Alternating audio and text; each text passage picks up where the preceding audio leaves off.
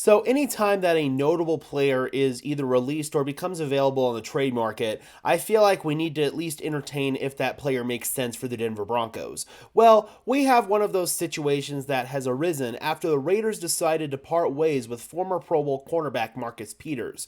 Well, I've gotten some messages both on Twitter and in the YouTube comment section that were asking me if Peters makes any sense for the Denver Broncos. So, let's go over that today. First of all, I want to go ahead and take a look at Marcus Peters' Pro Football Focus grades because although they aren't gospel, they are a pretty good indicator as to how the player is doing and also if that player makes sense schematically for what your team is trying to do. So, first of all, I want to take a look at Peters' Pro Football Focus coverage grade here, which is 28th out of 116 eligible corners at 71.3, which is certainly solid, don't get me wrong, but I really don't feel like there's a big difference between his 71.3 grade and Fabian Moreau, our current number 2 boundary corner's 40th overall grade at 69. So at the end of the day, tell me if you think that the difference between Fabian Moreau and Marcus Peters is big enough that it makes sense for the Broncos to bring him in.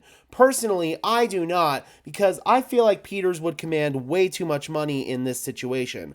Also, there's this report that arose here. It originally came from Vic Taffer that Peters gave minimal effort on some plays, dating back to costly plays in losses against the Bears and the Dolphins. So, if that is indeed the case, then I don't necessarily want Marcus Peters on my team, and I don't think culturally he'd be a good fit for this Denver Broncos team right now that is really on the upswing. I don't necessarily want to bring in somebody who's going to taint that culture in Marcus Peters. Not saying that Peters would do that, but it's not a good sign when you hear reports like this coming out from the interim head coach in Antonio Pierce, because you have to know that ultimately this was his decision, and if this is indeed true, then yeah, no, I don't want Peters in the building.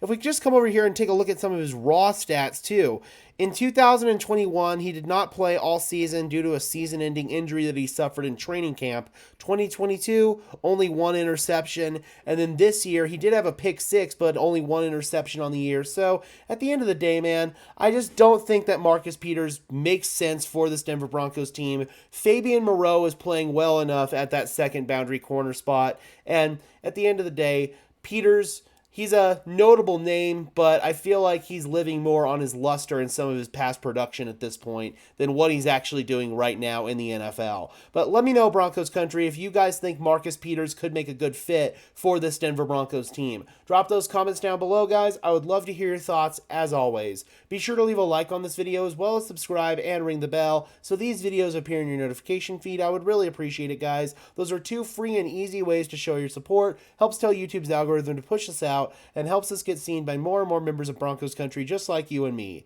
And until next time, guys, I'm your host, Gage Madrid, saying peace out.